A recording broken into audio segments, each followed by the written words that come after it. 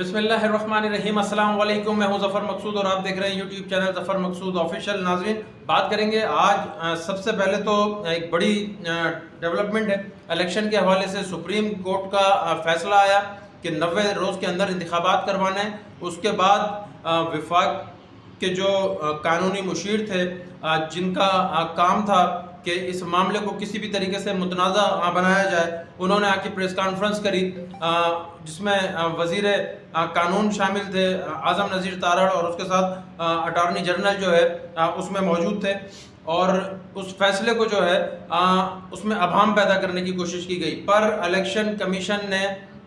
کسی چیز پہ کان نہیں دھرا۔ الیکشن کمیشن نے صرف اور صرف جو سپریم کورٹ کا فیصلہ تھا اس پہ جو ہے من و ان جیسا کہا گیا تھا کہ اس پہ عمل کرنا ہے، اسی طریقے سے عمل کرتے ہوئے سپریم کورٹ نے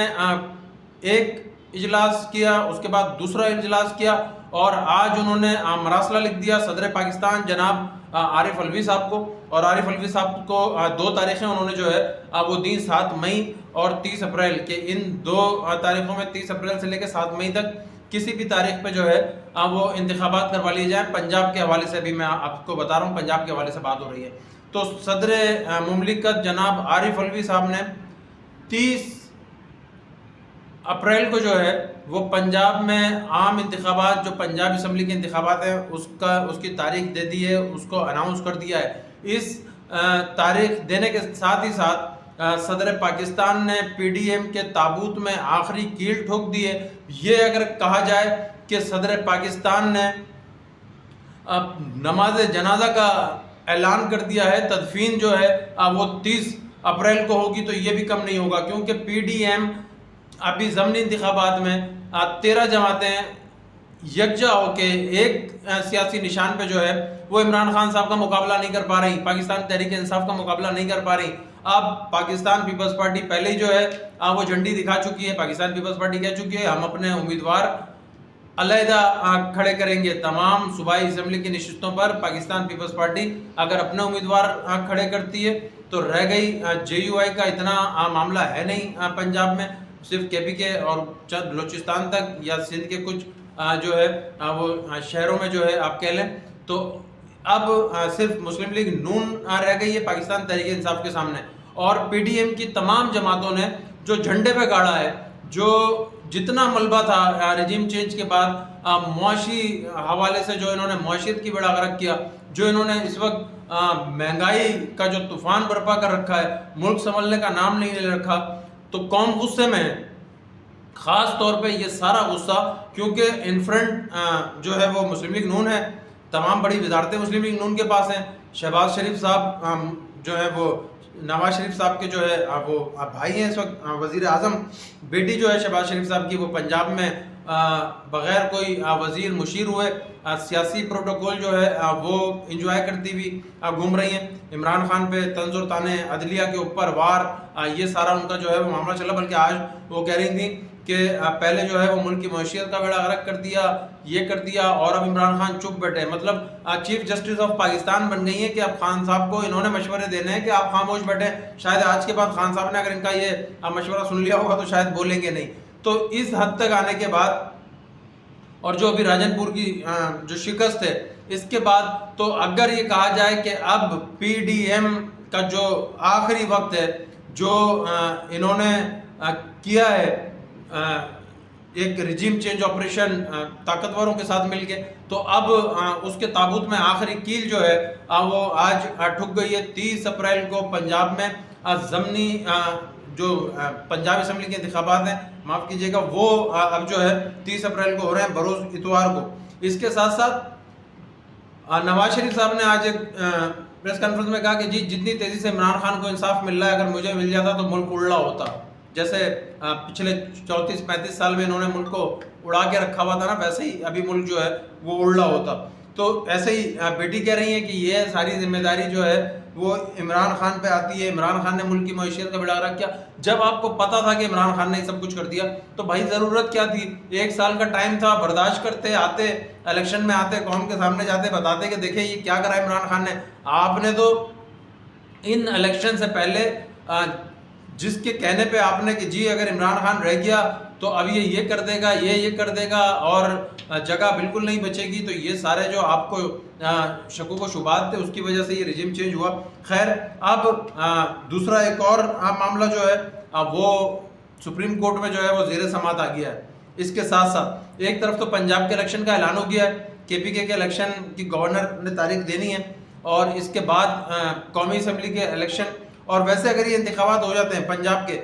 اور اگر اس میں پاکستان تحریک انصاف ون کر لیتی ہے، اچھی پوزیشن میں ون کر لیتی ہے، تو میرا خیال سے مسلم لیگ نون کے پاس بچتا کچھ نہیں اس کے بعد. یا بہتر تو یہ ہوگا کہ ابھی آئیں، قومی اسمبلی بھی ڈیزالو کریں اور بولیں کہ جی ہم جا رہے ہیں پورے ملک میں جو ہے وہ انتخابات میں. تو میں بھی پاسبل کہ جو ہے وہ آپ کا کچھ امیج تھوڑا بہت جو ہے وہ بہتر ہو جائے، ورنہ تو بیڑا غرق ہو گیا ہے. اور اگر پنجاب میں پاکستان تحریک انصاف جو سب سے بڑا آبادی کے لحاظ سے صوبہ ہے، 12 کروڑ نفوس کی آبادی میں مشتمل، اگر وہاں عمران خان ون کر جاتے ہیں تو جو سیاست ہے مسلم لیگ نون کی وہ تو پنجاب میں ہی ہے. تو اس کے بعد مسلم لیگ نون کو کافی پریشانی جو ہے وہ اٹھانا پڑے گی. زرداری صاحب کو پتا ہے کہ جی سندھ میں غریب کسان مزدور ہاری جو ہمارے ظلم کا ہمارے جبر کا شکار ہے، ہم نے اس کو دھمکانا ہے، دھونس دینی ہے. جیسے پچھلے زمانے میں کچھ ویڈیو آئیں کہ ادی بھی کہہ رہی ہوتی تھی کان کھول کے سن لو. تو جی یہ تو ووٹ مانگنے کا اور الیکشن کمپین کرنے کا نتیجہ ہے، طریقہ کار ہے ان کا. تو اب اگر پاکستان تحریک انصاف پنجاب کا الیکشن جیت جاتی ہے، KPK کا الیکشن جیت جاتی ہے، تو مسلم لیگ نون کے لیے آگے راستے اور مشکل جو ہے وہ ہو جائیں گے. دوسرا جو بیرون ملک مقیم پاکستانیوں کے ووٹ کا معاملہ تھا، اس ووٹ کے معاملے پہ بھی آج سماعت جو ہے وہ شروع ہو گئی ہے. اور آج سماعت کا پہلا دن تھا، اور شیخ رشید صاحب اس میں پٹیشنر ہیں، عمران خان صاحب اس میں پٹیشنر ہیں، اور ایک اور وکیل ہیں وہ اس میں جو ہے وہ پٹیشنر ہیں. اور اب اگر جو بیرون ملک مقیم پاکستانی ہیں ان کو بھی اگر ووٹ کا حق مل جاتا ہے قومی اسمبلی کے انتخابات ہونے تک، تو بالکل گیم چینجر جو ہے وہ ووٹ ثابت ہو سکتا ہے. وہ جو بیرون ملک مقیم پاکستانیوں کا ووٹ ہے، تو وہ یقیناً جس طریقے سے باہر ان کا حال ہے اور جس طریقے سے پاکستانی ان کو پکڑتے ہیں، ان کو چور ڈاکو کہہ کے مخاطب کرتے ہیں، جیسا انہوں نے ملک کے ساتھ کیا ہے، باہر لوگ ان کو آڑے ہاتھوں لیتے ہیں، تو سمجھ میں آتا ہے کہ جو بیرون ملک مقیم پاکستانی ہیں ان کا جو ووٹ کا حق ہے وہ کس کا ہے. تیسرا، آج high court Lahore high court میں سماعت ہوئی، اور لاہور ہائی کورٹ میں پاکستان تحریک انصاف کے جتنے رہنما اور جتنے کارکنان جیل بھرو تحریک کے دوران گرفتار ہوئے، انہوں نے گرفتاریاں دی، ان کو رہا کرنے کا جو ہے وہ حکم دے دیا ہے، اور 7 مارچ کو جو ہے ان سے جواب جو ہے وہ مانگ لیا ہے. اب دیکھیں، ایک طرف پاکستان تحریک انصاف جو انتخابات چاہ رہی تھی، جس لیے اسمبلیاں توڑی تھی، اگر یہ انتخابات ابھی جو اب 30 اپریل کو ہو رہے ہیں، اگر اس میں حکمران اتحاد شکست کھا جاتا ہے تو قومی اسمبلی میں جانے میں اور ان کی کانپیں جو ہے وہ ٹانگنی ہے، اور کانپیں ٹانگیں گی ان کی. تو اب 30 اپریل جو ہے وہ ایک بڑا امپورٹنٹ دن ہے، جس میں جو ہے وہ ان کو اپنی حیثیت کا اور اہمیت کا مزید جو ہے وہ اندازہ ہو جائے گا. دوسرا، آج جو ہائی کورٹ نے رہا کرنے کا حکم دیا ہے، اس میں اسد عمر صاحب، شاہ محمود قریشی اور جتنی سینئر لیڈرشپ ہے پاکستان تحریک انصاف کی، ان کو رہا کرنے کا حکم دے دیا ہے. اور پیر سے پاکستان تحریک انصاف اپنی انتخابی مہم کا جو ہے وہ آغاز کر رہی ہے. پیر سے آپ دیکھیں گے انتخابی گہما گہمی جو ہے وہ نظر آئے گی. اگر کوئی اور ڈاکہ ڈالنے کی کوشش نہیں کی گئی، اگر کوئی اور حربہ، کوئی اور ہتھ کنڈا استعمال کر کے عوام کو اس کے ووٹ کے حق سے جو ہے وہ محروم رکھنے کی کوشش نہیں کی گئی، تو 30 اپریل جو ہے وہ صرف PDM کی نہیں، PDM کو لانے والوں کی، ان طاقتوروں کی کہ جنہوں نے یہ سوچا تھا کہ ہم یہ رجیم چینج آپریشن کر دیں گے اور اس کے بعد لوگ سب بھول جائیں گے، اور اس کے بعد پھر ہم نے جن کو 4 سال بتایا ہے کہ یہ ڈاکو ہیں ان کو ہم مسلط کر کے چلے جائیں گے. تو قوم انتخابات میں اس کا جواب جو ہے وہ ضرور دے گی. تو آج کی بڑی ڈیولپمنٹ یہ تھی کہ عام انتخابات پنجاب کے حوالے سے تاریخ دے دی گئی ہے. صدر پاکستان نے، الیکشن کمیشن نے مزید اس پہ جو ہے اب شیڈول جاری آئی تھنک کہ شاید کر دیا ہے. اور اس کے بعد جو ہے آج ہائی کورٹ میں ہونے والی سماعت کہ جس میں کہا گیا ہے کہ جی تمام پاکستان تحریک انصاف کے رہنماؤں کو جو ہے وہ رہا کر دیا جائے. ایک تیسری بڑی چیز، آج بیرون ملک مقیم پاکستانیوں کے ووٹ کے حوالے سے کیس کا آغاز ہو گیا ہے سپریم کورٹ میں، اور اسی وجہ سے جو ہے کبھی عدلیہ پر جو ہے وہ حملے ہو رہے ہیں، کبھی ججز پر جو ہے وہ حملے ہو رہے ہیں، کردار کشی کرنے کی کوشش کی جا رہی ہے، جو عدالتی